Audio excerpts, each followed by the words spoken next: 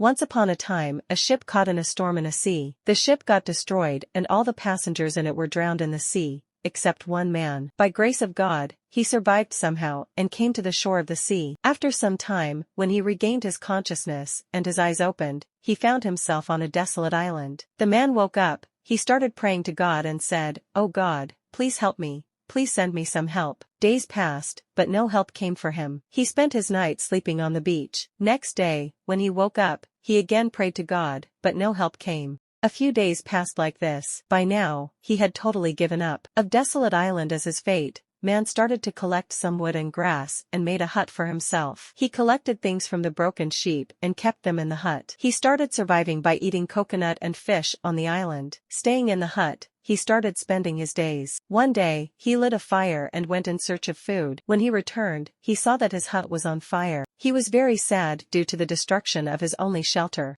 In anger, he raised his head toward the sky and started containing God and said, "Oh God, I told you to send me some help, but you did not listen to my prayer. I had built a hut here to live, and you burned that too. You are very cruel." He was very disappointed and he kept complaining God till night, and then he fell asleep on the sea beach. In the morning, he was woken up by a noise, which was very loud. When he opened his eyes, he saw that his ship has come to shore. He could not believe his eyes. He was very happy that at last help had come to him. He got on the ship and started sailing. After getting on the ship, the man asked the captain of the ship, "How did you know that I am stranded here in this deserted island?" Captain replied, "We saw a fire signal sent by you coming from the island. We understood that there is someone on the island. That's why we came here." Man said, "But I did not send any fire signal." The captain said, "But we have come here only after seeing the fire signal." Just then, man remembered his burning heart. He understood that the fire signal which the captain was talking about was his burning heart.